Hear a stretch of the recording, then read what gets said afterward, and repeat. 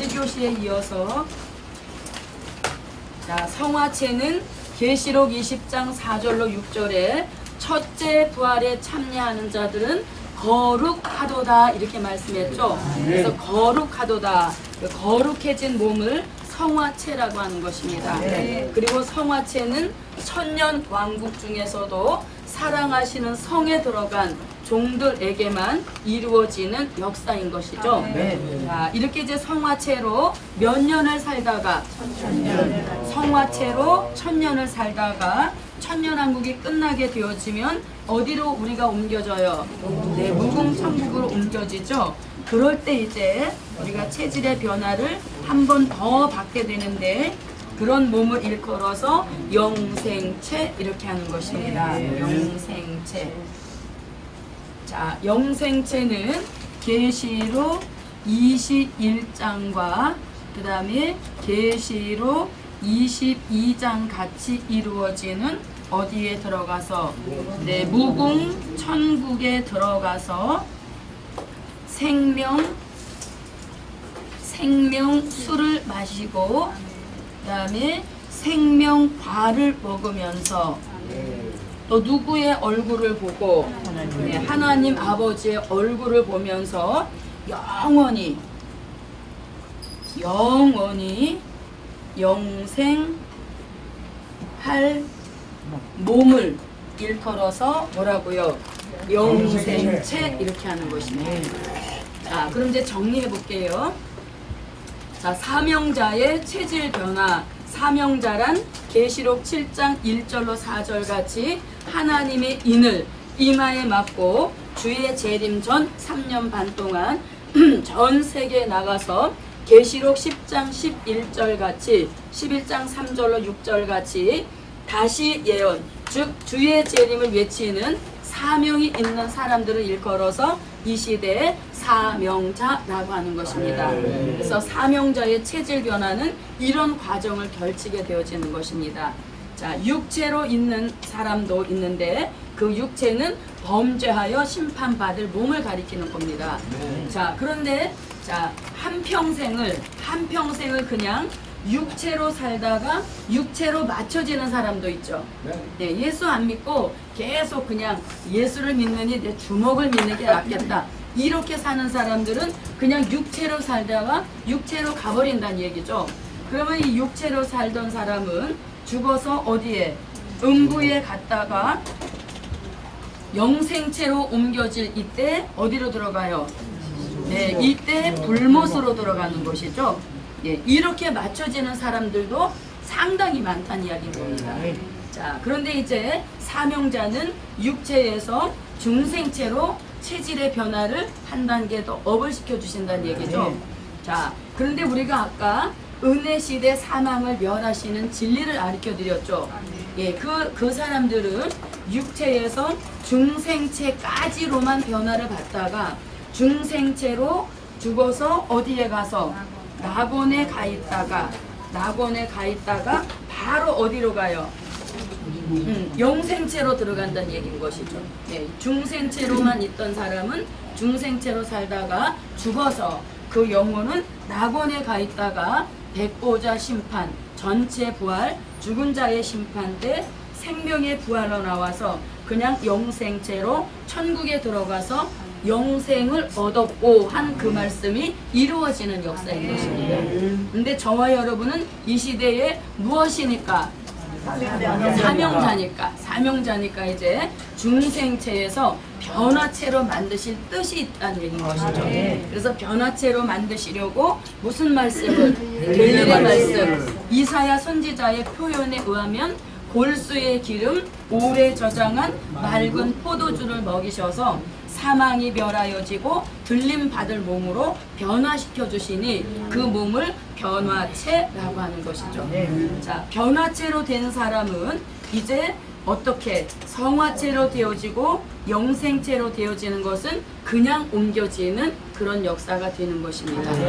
그래서 저도 여러분도 이제 중생체에서 변화체가 되는 요 축복을 받기 위하여서 오늘도 우리가 골수의 기름 갖고 오래 저장한 맑은 포도주의 말씀을 아멘 아멘 하고 받아서 영의 양식으로 삼게 되면 사망이 멸하여지는데 어떻게 영원히 멸하여지는 이런 역사를 받게 된다는 것입니다. 자, 여러분, 내 몸이 변화체로 가고 있는지 확인을 해볼 수가 있는데 그게 뭐냐 하면 변화체로 되어져 가고 있는지 확인해 볼 수 있는데 그게 뭐냐면 이사야 40장 29절로 31절 같이 무엇이 내려지면 무엇이 내려지면 새 힘이 내려지면 피곤하지 않고 지치지 않고 또 곤고하거나 곤비지 않는 이런 역사를 받게 되어지는 것이에요. 그래서 우리가 무슨 일을 해도 지치지 않아야 되는 거예요. 무슨 힘을 받아서? 새 힘을 받아서. 그래서 새 힘을 받게 되면 지치지도 않고 피곤하지도 않고 자, 나이는 먹지만 나이의 영향력을 벗어나게 하는 것. 이것이 새 힘이란 이야기인 것이죠. 그래서 오늘도 저와 여러분에게 새 힘을 주셔서 마치 날아가는 독수리와 같은 그러한 모습으로 주의 재림을 죽지 않고 살아서 영접할 수 있는 우리 모두가 되시기를 바랍니다. 그래서 뭘 하다가 이렇게 좀 힘이 들고 이럴 때는 뭐라고? 새 힘 이렇게 하면서 하게 되어지면 이 새 힘의 역사가 공급이 되어지는 것입니다. 아멘. 자, 이게 새 힘이 내려져서 피곤하지 않는 역사를 받아야 된다는 것이죠. 자, 그러면 자, 이렇게 새 힘이 내려지고 자, 그 다음에 잘 들어보세요. 자, 변화체를 이룬 사람을 일컬어서 우리는 예수 그리스도의 형상을 이룬 사람 이렇게 말하는 겁니다. 변화체로 체질의 변화가 온 사람을 일컬어서 예수 그리스도의 형상을 이룬 사람이다. 이렇게 말하는 것입니다. 또는 다른 말로 표현하면 이 사람을 일컬어서 열매 이렇게 하는 것이죠. 열매. 자, 변화체를 이룬 사람을 뭐라고요? 예수 그리스도의 형상을 이룬 사람이다. 또는 열매다. 이렇게 하는 것입니다. 자, 그러면 예수 그리스도의 형상을 이룬 사람이라는 말씀을 한번 보게 되어지면 자, 갈라디아서 4장 19절과 빌립보서 3장 21절과 고린도전서 15장 44절로 49절에서 예수 그리스도의 형상을 이룬 사람이 되라 이렇게 말씀하고 있죠. 그래서 이 변화체를 만드는 될 일의 말씀은 우리를 회복시켜 주시는 말씀인 것입니다. 우리를 회복시켜 주시는데 어떤 사람으로? 예수 그리스도의 형상으로 회복을 주시는 역사인 것입니다. 자, 그러면 우리는 원래 자, 보세요.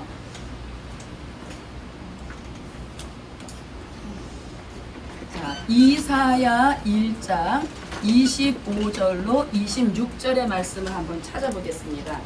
이사야 1장 25절로 26절입니다.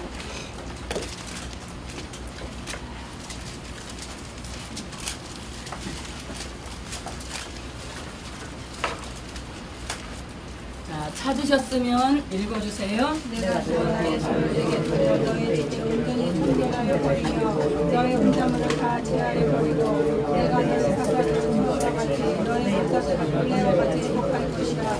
그리한 후에야 내가 위에 서리라 신실한 곳이라 차감이 되리라. 자, 이사야 선지자가 뭐라고 하냐면 우리를 회복시켜 주신다 이렇게 말하죠. 회복. 자, 회복이라고 하는 건 뭡니까?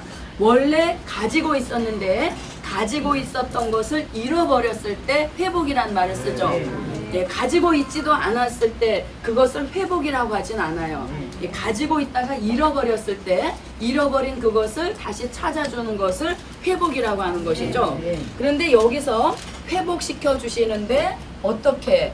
처음같이 그 다음에 본래 같이 회복시켜줄 것이라 이렇게 말씀합니다. 그러면 여기서 말하는 처음과 본래는 어디를 가리키는 것이냐면, 자, 창세기 2장 7절. 이 창세기 2장 7절은 곧 창세기 1장 26절로 28절을 가리키는 역사인 겁니다. 그래서 우리가 원래 누구의 모습을 닮았던 사람입니까? 네, 하나님의 형상을 따라 하나님의 모양대로 지음을 받았던 사람이란 말이죠.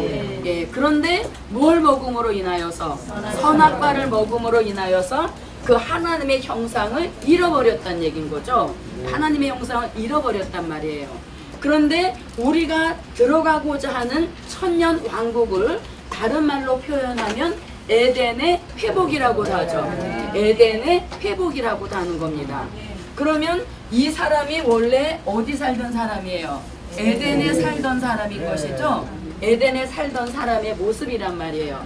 그런데 우리가 들어가고자 지향하는 그 나라는 에덴이 회복되는 천년왕국이란 말이죠. 그러니까 에덴이 회복되는 천년왕국에 들어가려면 에덴에 살던 그 사람의 모습으로 회복이 되어야 된다는 얘기예요. 그래서 우리가 이 복음은 자꾸 회복을 시켜주시는 복음이기 때문에 좋아지면 좋아졌지 절대 나빠지거나 퇴보하게 하는 복음은 아니란 얘기인 거죠. 네, 그래서 이 복음을 받으면 받을수록 점점 새로워지는 역사, 회복되어지는 역사가 오게 되어 있는 것이 복음의 본질이란 얘기인 것이에요. 그래서 이렇게 우리가 들어가고자 하는 그 천년 왕국이 에덴이 회복되는 나라이기 때문에 그 나라에 들어가기 위하여서는 에덴 동산에 살던 그 모습으로 회복이 되어야 된다는 얘기인 것입니다.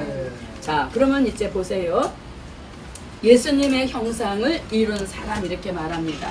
자, 이 사람이 곧 변화체요. 이 사람이 곧 열매란 이야기인 것입니다. 그러면 열매란 말씀은 어디에서? 요한계시록 14장 1절로 5절에서 이 사람은 처음 익은 열매로 이렇게 말하죠. 그래서 곧 14만 4천, 다시 말하면 사명자가 이 시대에 처음 익은 열매란 얘기인 것입니다. 그래서 이 복음은 우리를 회복시키시어서 열매, 그리스도의 형상을 이루시게 하는 역사다. 아멘. 자, 그럼 보세요. 이제 자, 우리에게 사망이 멸하여지고 있다는 것은 새 힘이 늘 공급되어야 된다는 얘기인 것입니다. 그리고 아울러서 자, 사망이 멸하여진 몸이 변화체라고 그랬죠. 그러면 사망이 멸하여진 몸을 바울은 데살로니가 전서 5장 23절에서 뭐라고? 우리 주 그리스도 강림하시는 그날에 무엇과 무엇이 네, 영과 혼과 몸이 흠 없이 보존되기를 원하노라. 그러면 몸이 흠 없이 보존받기 위하여서 우리에게서 뭘 멸하신다는 거예요? 그렇죠. 사망을 자꾸 멸하시니까 그 날이 되어서 우리가 몸에 흠을 찾아볼 수 없을 만큼 회복의 역사가 온다는 거죠. 네, 그래서 들림 받을 몸으로 주의 강림을 영접하게 하신다는 겁니다. 자, 그 다음에 요한복음 11장 26절에서 뭐라고? 무릇 살아서 나를 믿는 자는 영원히 죽지 아니하리니. 자, 영원히 죽지 아니하리니 이 말씀을 이루어 주시기 위하여서 우리 안에 무엇을? 사망을 영원히 멸하시니까 영원히 죽지 아니하리니 한 이 말씀을 이루는 것이에요. 그래서 저도 여러분도 사망을 멸한 받되 일회적 멸함이 아니라 영원히 멸하시는 이 역사를 함께 받읍시다. 그래서 이렇게 변화체에 대한 다양한 말씀이 나온 것입니다. 자, 여러분 이렇게 오늘 오전 1교시, 2교시 공부하면서 많은 말씀들이 나왔잖아요. 많은 말씀들이 나왔는데 오늘 집에 가서 필기한 그냥 딱 덮어놨다가 한 달 후에 먼지 툭툭 털어서 갖고 오면 아무 의미가 없는 거예요. 그래서 어떻게 해야 돼요? 복습을 무던히 해야 되는 것입니다. 복습하고 또 복습하고 그러면 복습하는 그 순간에도 무엇은 멸하여져요?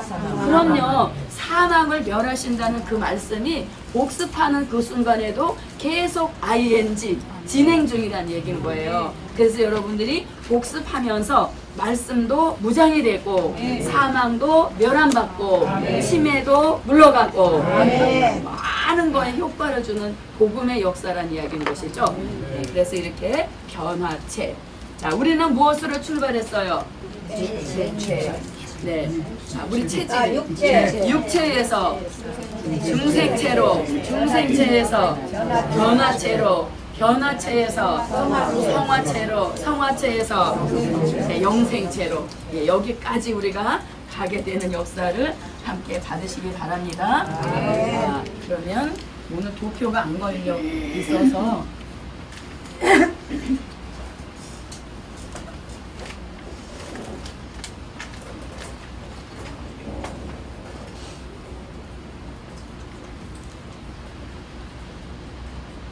자, 보세요.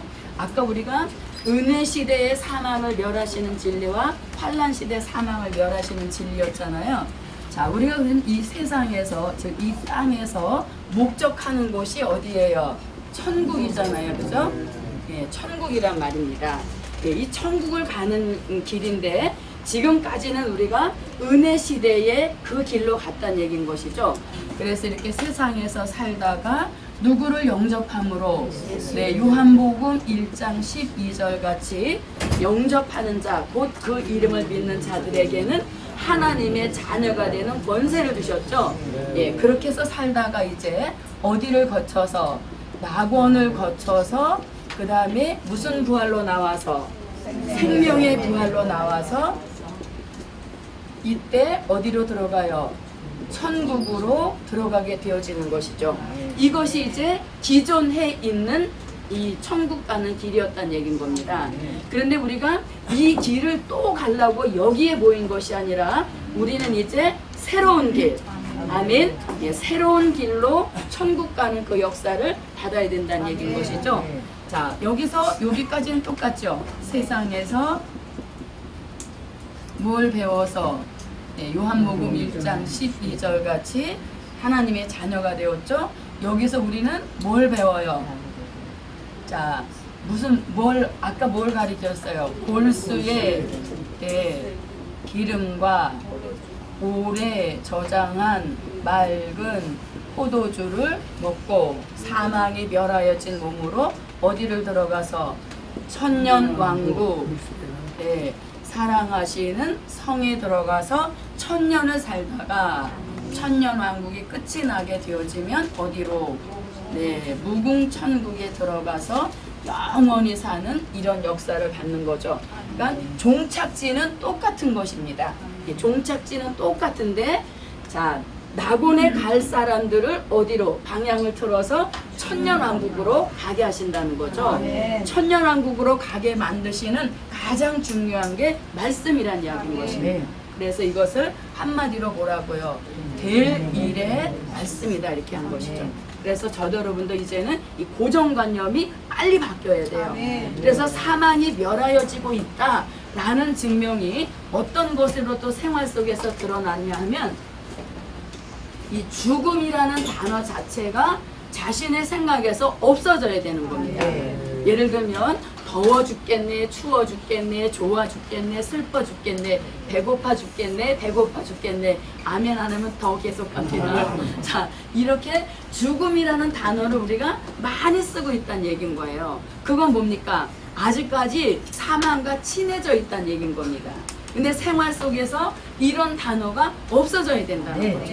그래서 마음속에서 진짜 죽을 것 같다, 죽이고 싶다, 죽겠네, 이런 단어들이 생각 자체가 없어져야 된다는 얘기죠. 그래서 이제 문 목사님이 가장 아주 호되게 야단치시는 게 있어요.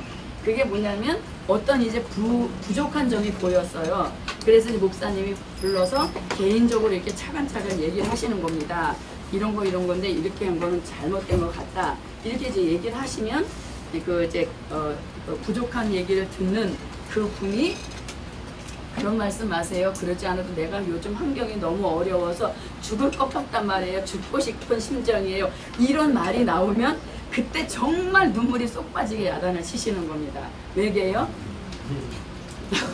아, 내가 가리키는 제1 진리가 죽음을 멸하는 그런 진리를 가리키는데 여태 아멘 아멘 해놓고 내 앞에서 죽고 싶다는 말을 한다는 이 얘기를 가정되게 야단을 치시는 거예요. 그래서 저도 여러분들 이제 무슨 단어가 죽음, 사망 이런 단어 자체를 잊어버려야 된다는 얘기예요. 근데 이게 그냥 내가 잊어버려야지 잃어버려야지 이래서 되는 것이 아니라 사망이 멸하여진 퍼센트만큼 이 사망, 죽음에 대한 단어도 내가 잊어버리고 살게 된다는 얘기인 것입니다. 그래서 아무쪼록 저도 여러분도 죽음과는 결별, 사망이란 단어 자체와 상관없이 사는 우리 모두가 되시기를 바랍니다. 저는 그래서 이 말씀을 읽을 때마다 이게 중요한 게 뭐냐면, 자 보세요.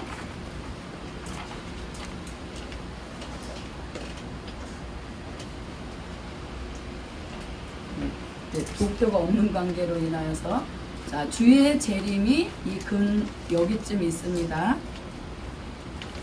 자 그렇게 되어지면 이제 우리는 어디서 출발을 해요?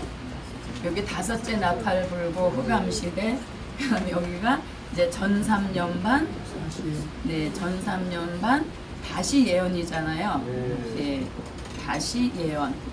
그러면 다시 예언은 14만 4천이 하잖아요. 근데 14만 4천이 되기 위하여선 조건이 딱 하나밖에 없습니다.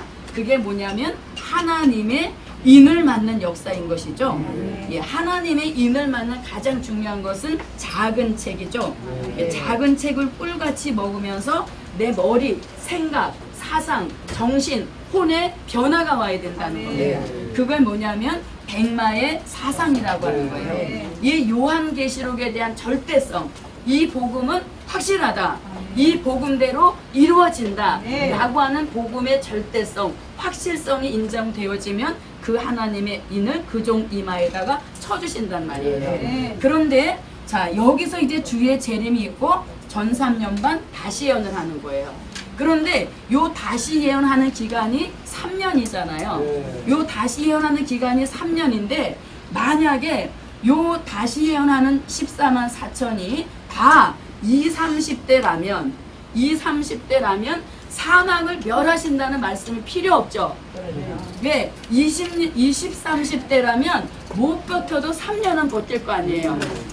못 버텨도 3년은 버텨서 주의 재림 다시 예언하고 영접하잖아요. 그런데 중요한 거는 사망을 멸하신다는 말씀을 굉장히 중요하게 여기는데, 그러면 다시 예언하는 종들의 연령대가, 평균 연령대가 사망을 멸해주지 않으면 여기까지 갈 수 없는 연령대가 많기 때문에 이런 진리를 주셨다. 전 이렇게 생각이 드는 겁니다. 동감되시면 아멘. 무슨 뜻인지 이해가 안 가요? 아멘. 보세요. 다시 예언하는 사람이 14만 4천이란 말이에요.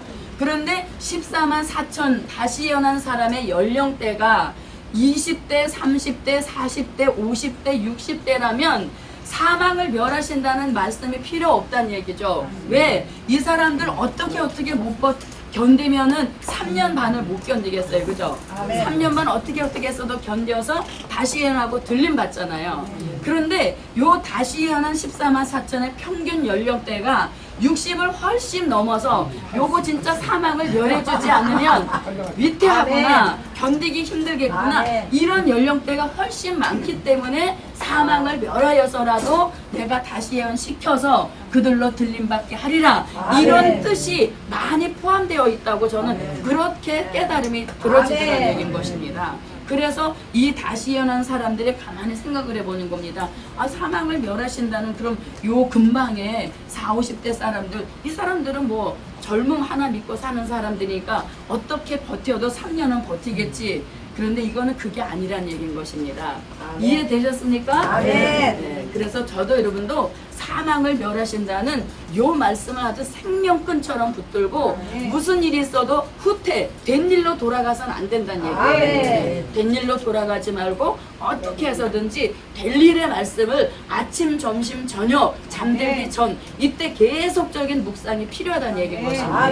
그렇게 되면 말씀도 무장이 되고 사망도 멸하여지고 사상도 무장이 되면서 인침의 역사를 받게 된다는 것이에요. 아멘. 자, 그 다음에 자 다시 예언했죠. 다시 예언하는 목적은 뭐라 그랬어요? 다시 예언하는 목적은 주의 재림을 외쳐서 흰옷 입은 무리를 살려내기 위함이라 했잖아요. 자, 요건 좀 너무 이렇게 되어 있는데, 자, 그러면 다시 예언을 외치게 되어지는데, 자, 다시 예언해서 흰옷 입은 무리가 따라 나온단 말이죠. 그럼 이들을 인도할 책임까지 우리가 지는 것이에요. 그래서 이들을 어디에다가 예비처에다가 이제 인도해 놓게 되는 것이죠. 예비처에다가 인도해 놓는데, 예비처는 누구도 못 들어와 용도 들어오지 못하는 이 지구상에서 가장 안전한 곳이란 말이죠. 그곳에다가 흰옷 입은 무리를 인도해 놓는 겁니다. 인도해 놓고 나면 사명은 끝이 나는 것이죠. 사명이 끝남과 동시에 어디서 무주갱으로부터 올라온 짐승에게 죽임을 당하는 겁니다. 그게 계시록 11장 17절부터 진행되는 말씀이죠. 그래서 우리는 요 때가 되기 전까지는 죽는 것도 허락하지 않으셨다. 아멘. 아멘이 크게 나와야죠. 아멘. 다시 예언 마치고 요 3일 반 동안 쓰러져 죽잖아요.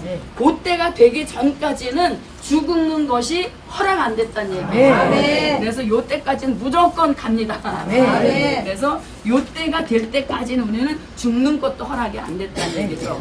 그리고 여러분, 우리를 복음에서 중요하게 쓰시는 진짜 복음의 기둥 같은 종으로 만들어 놓으셨다면 그 종으로 하여금 복음의 현장을 하루라도 떠나지 않도록 건강까지 보장해 주신다. 그래서 복음 안에서 없어서는 안 될 기둥 같은 종으로 다 우리가 만들어지자는 얘기인 겁니다. 그래서 복음의 현장이 점점 많아지는 역사 속에 현장으로 다 파송이 된다는 얘기죠. 그래서 그 종이 없으면 복음이 막 휘청거려 할 정도로 인정받게 되어지면 복음의 현장을 떠나지 않도록 건강을 포장해 주신다는 겁니다. 그래서 우리는 이제 여기다가 사활을 걸어야 되는 거예요. 어디에다가? 복음에다가. 복음에다가 사활을 걸어서 손주가 온달에도 어떻게 오지 말아라. 나 지금 사망을 멸함받아야 된다. 이 정도로 여기에 이제 막 빠져야 된다는 얘기인 겁니다. 그래야 우리가 어떻게 젊은 사람들은 쏙쏙 들어가는데 한 번 읽고 두 번, 세 번 막 도전을 해야 된다는 얘기인 것이죠. 아멘. 왜? 회복시켜 주신다고 했으니까. 자, 그래서 이렇게 예비처로 인도해 놓고 나면 쓰러져 죽는 것입니다. 죽는 것도 며칠만, 3일 반만 죽는 거죠. 죽어서 우리가 또 어디에도 가봐요. 낙원에도 가보는 거죠. 3일 반 동안 떠돌아 다닐 수는 없잖아요. 또 떠돌아 다니는 것이 영적 원리는 절대 아니기 때문에 우리를 3일 반 동안 낙원에 보내시는 겁니다. 자, 아까는 안 죽는다 그러더니 또 그래서 여기에 낙원에 갔더니 무슨 모임이 있어요? 순교자의 모임이 있죠. 그래서 우리도 낙원을 가도 어디로 가요? 여기에 가죠. 왜? 우리도 기독교 역사상 마지막 순교자가 되었기 때문인 겁니다. 자, 그래서 이제 순교자의 모임에 가서 이제 순교자들과 만남이 이루어지죠. 그럼 순교자들은 하나님의 입맞은 종이 낙원에 자기네 데리러 오기를 합수고대하는 겁니다. 왜? 이 사람들이 와야, 입맞은 종들이 와야 우리가 같이 첫째 부활로 살아나기 때문에 입맞은 종 오기를 아주 눈이 빠지게 기다리는 겁니다. 그래서 우리가 낙원에 딱 가면 순교자가 일동 기립이 되어서 환영의 박수를 보내주는 것이죠. 그래서 이제 3일 반 동안 있다가, 자, 3일 반이 딱 차게 되어지면 어떤 일이 일리냐면, 자, 시체 속에 무엇이 들어가서 생기 하신 분은 생기가 들어가고, 자, 시체 속에 무엇이 들어가서 생기가 들어가서 생기가 들어가서 아멘. 생기 생기 생기 네, 생기. 여러분 말로 시인하여 축복의 역사를 받는 것입니다. 그래서 생기가 들어와서 어떻게 자기 발로 일어서니까 일어선과 동시에 무슨 음성? 이리로 올라오라 하는 음성을 듣고 구름을 타고 누구랑 같이 순교자와 입맞은 종이 그리하여 이렇게 올라가는 역사를 받게 되는 것이죠. 올라가니까 누가 와 계셔요? 예수님 그리고 순교자 입맞은 종이 함께 있다는 얘기인 것이죠. 자, 그런데 자 이렇게 올라갈 종 올라가고 예비처로 갈 백성들 가면 여섯째 나팔이 불면서 무슨 전쟁이 일어나요? 네, 중동 전쟁이 일어나죠. 자, 중동 전쟁은 남방왕, 북방왕이 붙는 전쟁으로서 이 전쟁은 이미 승패가 결정이 돼 있죠. 누구의 승리로? 북방왕의 승리로. 그래서 중동 전쟁으로 평화가 오는 것이 아니라 이 전쟁으로 인하여서 무엇이 와요? 수정 통치 시대가 오게 된다는 것이죠. 네, 그래서 계시록 13장 같은 수정 통치 시대가 이 땅에 이루어지죠. 그걸 일컬어서 주의 재림 후에 있다 하여서 이것을 후 3년 반이라고 하는 것입니다. 자, 이때 짐승을 위하여 우상을 만들고 우상에게 얘네도 생기 주죠. 생기고 이것은 악령인 것이고 그 다음에 우상으로 말하게 하고 짐승표 6중육을 받게 한다는 겁니다. 자, 이렇게 이제 3년 반이 지나게 되어지면 요 세상 나라를 심판해야 되죠. 왜? 우리가 공중에 있다가 내려와서 얘네를 심판하고 천년왕국을 이루기 때문인 것이죠. 자, 그래서 이제 내려오는 역사인 것입니다. 자, 이때 저도 여러분도 예수님 떨어지면 안 되는 겁니다. 예수님 껌딱지가 돼야 되는 거죠. 예수님 껌딱지가 되어서 예수님하고 같이 내려오게 되는 것입니다. 이제 내려와서 무엇을 해요? 심판을 진행하는데 심판에 참여하는 역사를 갖게 되어지는 것이죠. 그래서 첫째, 둘째, 셋째, 넷째, 다섯째, 여섯째, 일곱째 대접을 쏟으면서 심판이 진행이 되는 것입니다. 자, 이때 우리는 공중에 있을 때는 신부인 것이고 예수님은 신랑이 되시죠. 내려오실 때 예수님은 심판주가 되시고 우리는 무엇이 되어서 오늘은 하늘의 군대가 되어서 심판하는 권세 받아서 심판주 예수님을 돕는 것입니다. 자, 이렇게 해서 이제 심판이 진행되고 자, 그럼 이제 여기를 심판하는 거죠. 수정통치 시대를 심판하는 겁니다. 수정통치 시대를 심판하신 후에 무슨 왕국이 이루어져요? 천년왕국이 이루어지는 것이죠. 천년왕국은 사랑하시는 성과 성도들의 진으로 이루어졌는데 저와 여러분은 어디에? 사랑하시는 성에 들어가서 우리는 천년 동안 무엇을? 왕과 제사장의 축복을 누리게 되는 것입니다. 자, 이렇게 해서 이제 천년이 다 가게 되어지면 천년왕국 끝에 무엇이 일어나요? 죽은 자의 심판, 백보자의 심판이 이루어지는 거죠. 그래서 여러분들이 집에서 공부하실 때 이렇게 눈으로만 보시지 말고 요거를 그려보는 것도 굉장히 중요해요. 그래서 저희가 공부 배울 때는 주의 종에 항상 이렇게 써서 우리도 같이 그리면서 이렇게 했거든요. 이렇게 그려보는 것도 중요하죠. 자, 백보자 심판은 누구를 위한 역사예요? 낙원에 있는 자, 음부에 있는 자를 위한 역사인 것이죠. 그래서 보세요. 자, 이렇게 천년이 끝나게 되어지면 옮겨지죠. 다 옮겨집니다. 그래서 여기가 무궁 천국이 되어지는 것이에요. 자, 그런데 아까 우리가 은혜시대 사망의 문제를 해결하는 진리였었잖아요. 자, 그 사람들은 다 어디에 가 있어? 영생을 얻어 놓았지만 그 영혼은 낙원에 가 있는다 그랬잖아요. 그래서 낙원에 가 있다가 천년왕국이 끝이 나야 된다는 얘기인 거예요. 천년왕국이 끝이 나야 이때 이 사람들이 백보자 심판 때 생명의 부활로 나와서 무궁 천국으로 들어가게 된다는 얘기인 거예요. 또 음부에 있던 자도 이때 백보자 심판 때 무슨 부활? 심판의 부활로 나와서 불못으로 들어가는 역사를 갖는다는 얘기인 거죠. 그런데 우리는 그런 저런 영향 안 받고 이쪽으로 바로 직행이 된다는 얘기예요. 자, 여기서 이제 중요한 게 나갑니다. 자, 우리는 휴거설이 있죠. 휴거설이 있는데 휴거설에는 세 가지가 있는 겁니다. 무엇이냐면 환란 전 휴거를 주장하는 사람들도 있고, 환란 전 휴거를 주장하는 사람도 있고, 또 환란 중 휴거를 주장하는 사람도 있어요. 그리고 환란 후를 주장하는 사람도 있죠. 그러면 우리는 어느 휴거예요? 우리는 무슨 휴거? 우리는 환란 중 휴거인 겁니다. 요거를 확실하게 자기가 믿고 있어야 되죠. 자, 여러분 왜 이게 중요한가 하면 초림도 한 번, 재림도 한 번인 거예요. 그래서 요 기회를 놓쳐버리면 주의 재림은 영접할 기회를 영 잃어버리게 된다는 거죠. 그래서 요기가 굉장히 중요한 겁니다. 그러면 전 3년반은 다시 예언이고 후 3년반은 수정통치다. 요거를 나눌 수 있는 말씀이 있어야 된다는 얘기예요. 요거를 왜 전 3년반에는 왜 이걸 하고 후 3년반은 왜 이게 됐을까? 이거를 말씀으로 요거를 딱 제시를 해줄 때 이게 더 이해가 쉽고 안 헷갈린다는 얘기예요. 자, 그러면 나눌 수 있는 가장 근본은 어디냐면 다니엘서 9장 27절입니다. 자, 요건 조금 어려운 것일 수도 있는데 복음 받으신 지 좀 되신 분들은 이해가 빠르실 겁니다. 자, 다니엘서 9장 27절로 와보세요.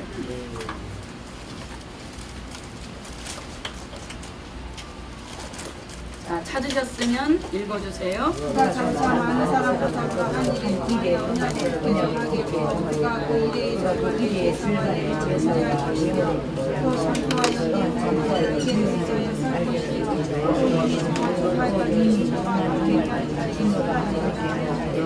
네. 자, 한 일에라고 하는 것은 우리가 다 아는 것처럼 7년을 가리키는 것이죠. 그래서 다니엘 선지자가 한 일에라고 한 것은 이거 여기서 여기를 나누지 않은 상태 통틀어서 한 일에 이렇게 한 거예요. 네, 그래서 한 일에라고 한 것은 요거 나누지 않은 통틀어서를 한 일에라고 하는 겁니다. 그런데 한 일에 중에서 뭐라고? 절반 이렇게 말하죠. 한 일회의 절반에 이렇게 말합니다. 그러니까 7년 중에서 절반을 나누면 3년 반, 3년 반이 된다는 얘기죠. 그런데 지금 다니엘 선지자는 절반 동안에 하는 일을, 특징을 말해줬어요. 근데 특징이 뭐라고 그래요? 예, 매일 드리는 제사와 예물을 금지하고 미운 물건, 우상이 세워진다는 얘기예요. 그러면 그 얘기를 종합해보면 이거는 어디야? 수정통치 시대를 얘기하는 것이죠. 예, 수정통치 시대를 얘기하는 겁니다.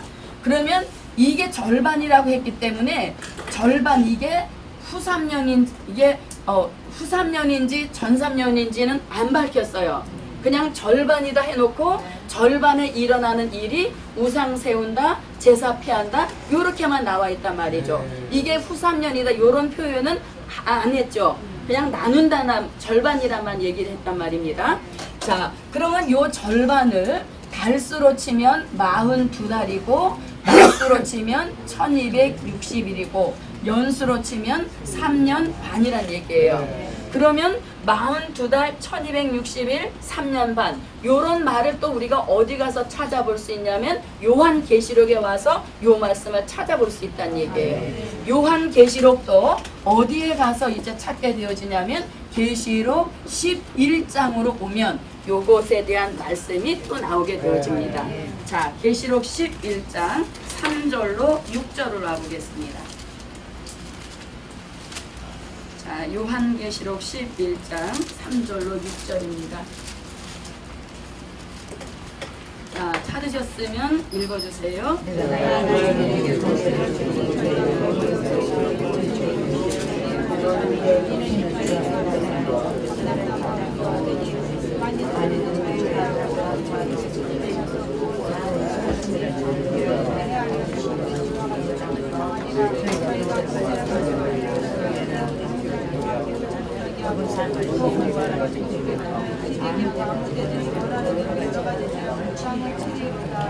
자, 그러면 사도 요한도 이게 전 3년이다 후 3년이다 이렇게 말하지 않고 1260일 동안 절반으로 나눈 거죠.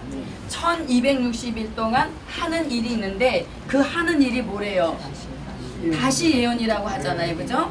다시 예언을 하는 기간이 1260일, 즉 한 일회의 절반이다 이렇게 말합니다.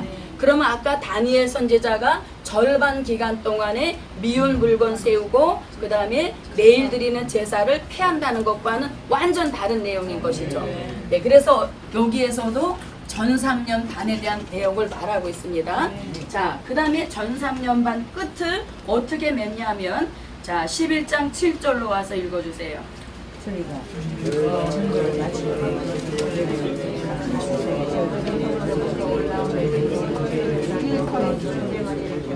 이제 계속 읽어보세요. 저희 시체가 큰 성필에 있으니 영적으로 소돔이라고 하고 애굽이라고 저희 주께서 십자가에 못 박히신 곳이니라.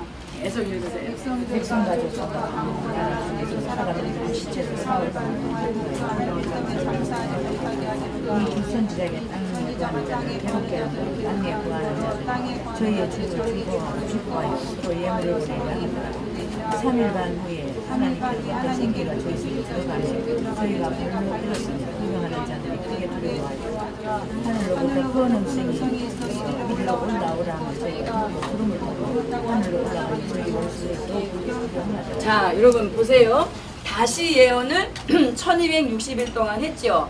1260일 동안 하고 맞춰지기 전 3일 반 동안 쓰러져 죽어 있다가 3일 반이 차게 되어지면 시체 속에 생기가 들어가서 발로 일어서서 이리로 올라오는 음성을 듣고 올라가게 되는 것이죠. 올라가게 되는 것이죠. 자, 그러면 다시 예언 끝에 올라간다. 올라가는 목적은 무엇이 있기 때문에? 올라가는 목적은 무엇이 있기 때문에 올라가요? 주의 재림이 공중에 있기 때문에 올라가는 역사이잖아요. 그래서 다시 예언 1260일 끝나고 올라가는 역사가 바로 11장 3절부터 시작해서 12절까지 내용을 통하여서 요런 그램이 요런 표가 나오게 됐다는 이야기인 것입니다. 그래서 다니엘 선지자는 그냥 한 일회의 절반을 나누어서 그 절반 동안에 이런 시대가 있을 것이다 이렇게 얘기했단 말입니다. 그런데 요렇게 얘기를 해놨는데 요 얘기를 또 사도 요한이 어디서 요 얘기를 또 어디서 하냐면 요한계시록 13장 5절을 한번 보겠습니다. 요한계시록 13장 5절.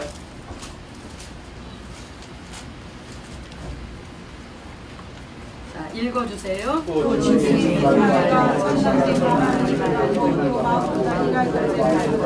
네, 42달 일할 권세를 받으니라 이렇게 말했죠.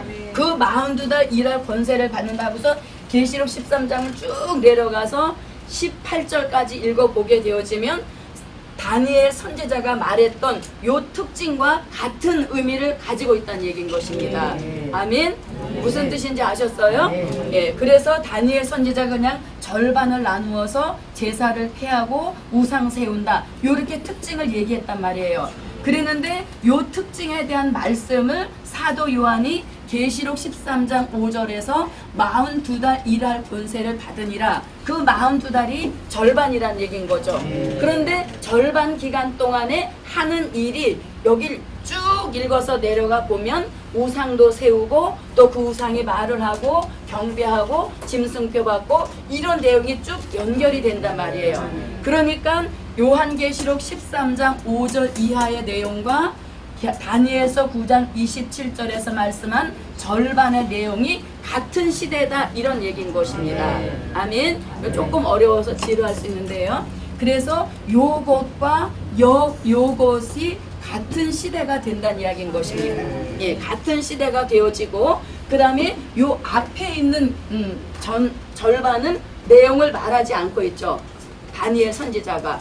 아멘. 다니엘 선지자가 여기서 그냥 절반에 대한 이 얘기만 했지 앞에 있는 절반 얘기는 전혀 안 했단 말이에요. 그러면 앞에 있는 절반에 대한 이야기는 사도 요한이 다 증거했다는 얘기인 것입니다. 그래서 다시 예언을 마치고 올라가는 역사, 이것이 전 3년 반이 되어지는 것이고 그 다음에 올라갈 정도로 올라가고 예비처로 간 후에 열려지는 시기가 후 3년 반이 될 수 있는 성경적 근거를 지금 말씀드린 것입니다. 처음 들으신 분은 조금 이해가 잘 안 될지 모르지만 우리가 그냥 전 3년반, 후 3년반 이게 암기식이 됐다는 얘기예요. 암기식이 주입식이 되어서 주의 재림 여기 있고 이렇게 반을 나눠서 이렇게 하는구나 이렇게만 알고 있었는데 성경적 근거로서 전 3년반, 후 3년반 나눌 수 있다는 얘기인 겁니다. 그러니까 잘 보세요. 주의 재림이 전 3년반 끝나고 있기 때문에 전 3년 반이란 말, 후 3년 반이란 말을 쓸 수 있는 거예요. 왜냐하면 주의 재림을 중심으로 해서 반이 나누어졌단 말이죠. 주의 재림을 중심으로 해서 반이 나누어진다는 게 사도 요한이 말했잖아요. 예, 1260일 동안 다시 예언하고 들림 받는다 이렇게 말했잖아요. 그러니까 거기를 끊는다는 얘기인 거죠. 그래서 다시 올라가는 그것은 주의 재림을 영접하기 때문인 것이죠. 그래서 이렇게 주의 재림을 중심으로 반을 끊을 수 있는 게 바로 이런 말씀을 기초로 해서 나눌 수 있게 되었다는 얘기인 겁니다. 그래서 주의 재림을 중심으로 해서 전 3년 반인 것이고 후로 해서 후 3년 반인 것입니다. 이 말을 또 왜 하냐면 자 환난 전 휴거를 주장하는 사람도 전 3년 반, 후 3년 반이란 용어를 써서는 안 된다는 얘기예요. 왜? 전, 후를 나눌 수 있는 것은 주의 재림을 가운데다 놓고 3년 반, 후 3년 반 나눴기 때문에 여기에서 주의 재림이 있다. 즉 환난 중 휴거를 주장하는 사람이라야 전 3년, 후 3년 요 말들을 쓸 수 있겠다는 얘기, 쓸 수 있다는 얘기인 겁니다. 또 환난 후 휴거를 주장하는 사람들도 전 후란 말을 쓸 수 없다는 얘기죠. 왜냐하면 그 사람들의 말로 하면서 여기가 주의 재림 환난 후 휴거라면 이쪽이 전 3년 반이 돼야 되고 이쪽이 후 3년 반이 돼야 되는데 그것이 맞지 않다는 이야기인 것이죠. 예, 그래서 이것이 우리는 그동안 계속 이게 전 3년 반입니다. 후 3년 반입니다. 주입식으로 알아왔단 말이에요. 근데 이걸 말씀을 조금 드리다 보면 나눌 수 있는 이런 것이 다 성경적 근거가 되어 있기 때문에 전 3년 반, 후 3년 반 이렇게 나눌 수 있다는 얘기인 것입니다. 좀 어려웠어요? 네, 이렇게 해서 제가 이제 말씀드리는 것은 이게 주입식으로 된 것이 아니라 굉장히 정교한 말씀에 근거해서 이렇게 나눈 역사라는 것을 말씀드린 것입니다. 자, 그럼 다시 이제 본론으로 돌아와서 계시록 26장 8절이 되겠습니다. 이사야 26장. 이사야 25장 8절이 되겠습니다. 자, 8절 한 번만 읽어주세요. 사망은 영원히 멸하실 것이다. 주 여호와께서 너희에게서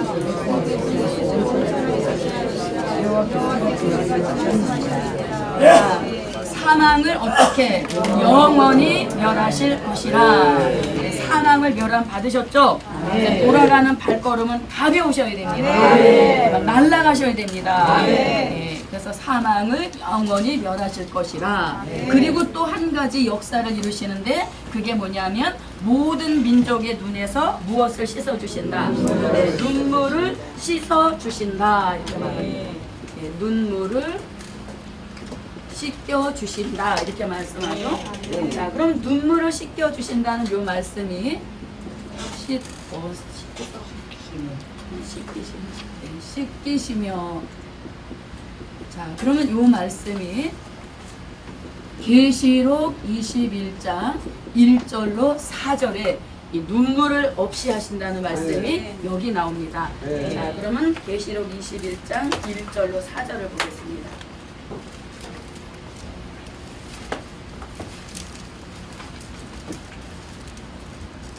찾으셨으면 읽어주세요. 우리가 사람과 사람을 인정하는 정하였어도 하시지 않더라. 너희가 보내고 정성에 하나님께로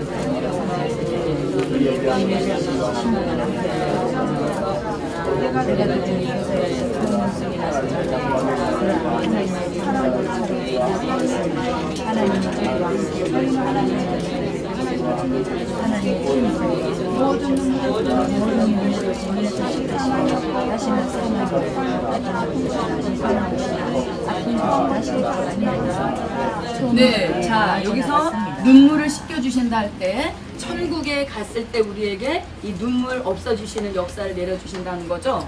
자, 그럼 눈물은 왜 들어왔습니까? 눈물이 들어온 배경은 자, 에덴 동산에서 선악과를 먹음으로 인하여서 죄가 들어옴으로 인하여서 죄로 인한 많은 슬픔과 탄식이 우리에게 들어오게 됐다는 얘기죠.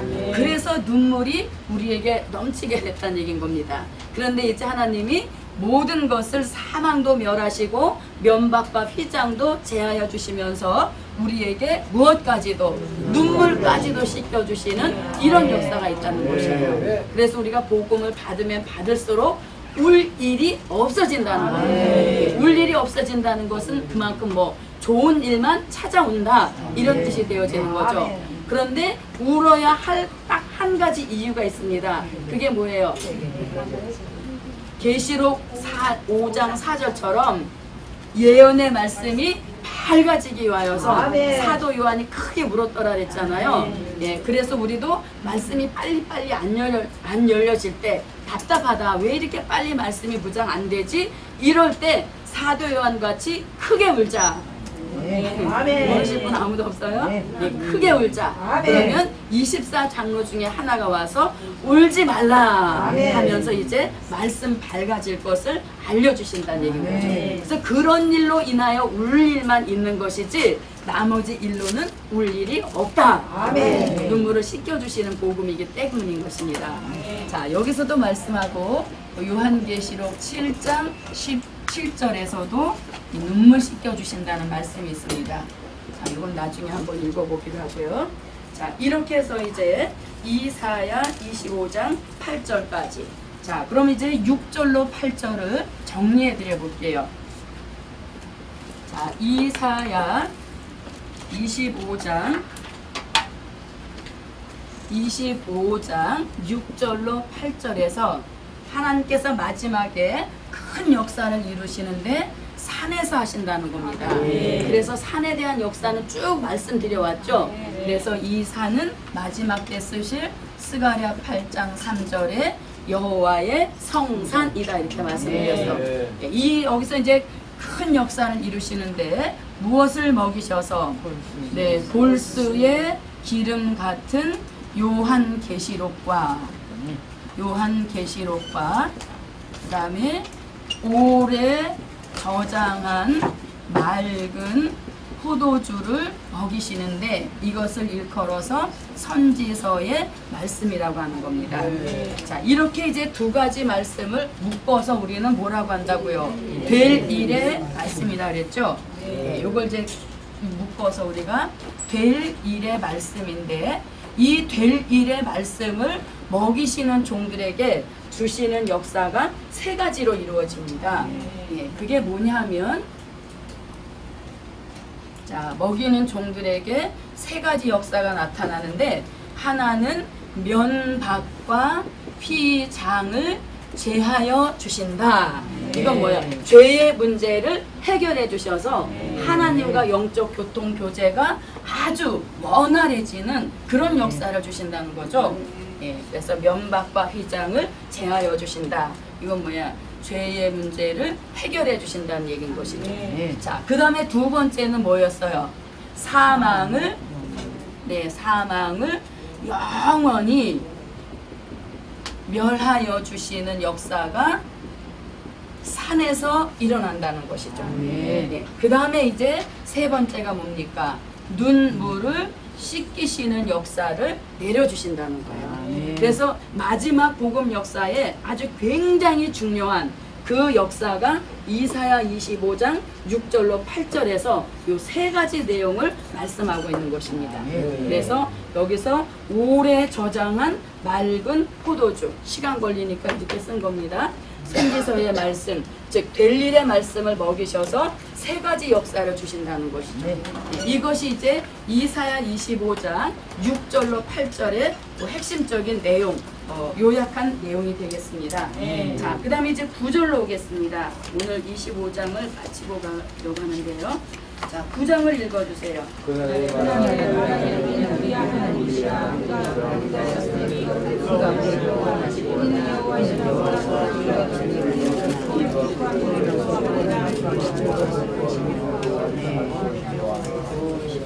자, 거기 읽어보니까 두 번 연거푸 나오는 말씀이 있죠. 그게 뭡니까? 우리가 그를 기다렸으니 하면서 두 번 똑같은 단어를 반복하고 있어요. 여기서 우리가 그를 기다렸으니 하면서 연속 두 번을 반복하고 있다는 얘기죠. 그럼 기다렸다는 것을 강조하는 그런 뜻도 되어지지만 우리가 그를 기다리는데 뭘 가지고 인내를 가지고 계속적으로 그를 기다렸다 이런 의미로 기다렸다는 말씀 똑같은 내용을 두 번 반복하고 있다는 내용이에요. 그래서 인내를 가지고 기다렸는데 그가 우리의 무엇이라 구원자시라 이렇게 말하죠. 그가 우리의 구원자이신데 우리는 그 구원으로 인하여 즐거워하고 그 다음에 기뻐할 것임이라 이렇게 말씀하고 있는 것이죠. 예, 그래서 9절에서 무슨 내용이냐, 우리가 그를 기다렸다 똑같은 말 두 번을 하고 있는데 그것은 기다렸다는 것을 강조하는 내용도 되는 것이고 또 하나는 그를 어떻게 인내를 가지고 구원자를 기다렸다 이런 뜻도 되어지는 것입니다. 그래서 저도 여러분도 이 구원, 다시 말하면 마지막 복음, 예언의 성취로 이루어지는 완전한 구원을 기다리는 자에게 돌아간다는 얘기인 거죠. 그래서 우리가 이 복음을 받아서 금방 교회도 부흥되고 금방 무슨 역사가 일어나는 줄 알았는데 웬일 가도 구원이 안 되니까 다 던지고 간단 말입니다. 뭐가 부족해서? 인내가 부족해서. 그래서 이 복음은 인내하는 자에게 돌아가는 것이죠. 네, 그래서 그 얘기를 하박국 2장 1절로 2절에서 이는 비록 더딜지라도 기다리라 지체되지 않고 정령 응하리라 하면서 기다리는 자에게 응하여진다. 예언이 성취되는 복을 받게 하신다. 이렇게 말씀하는 겁니다. 그래서 기다렸더니 정말 이 시대에 완전한 구원을 얻게 되어서 그 완전한 구원을 통하여서 즐거워하고 기뻐하게 하신다. 아멘. 자, 그래서 저도 여러분도 구원의 하나님을 인하여 어떻게 기뻐하는 역사가 있어야 되죠. 자, 여기서 또 한 가지 마태복음 24장 13절에서 뭐라고? 끝까지 견디는 자는 구원을 얻으리라. 그래서 저도 여러분도 끝까지 가야 되는 거예요. 그 끝은 어디? 예언이 성취되는 끝까지 인내를 가지고 달려갈 때 그에게 구원의 완전한 구원이 허락되니까 그 구원 받은 것으로 인하여서 즐거워하고 기뻐하는 역사를 주신다는 것입니다. 아무쪼록 저도 여러분도 이 구원함을 얻고 기뻐하는 역사가 저와 여러분에게 현실로 오시기를 바랍니다.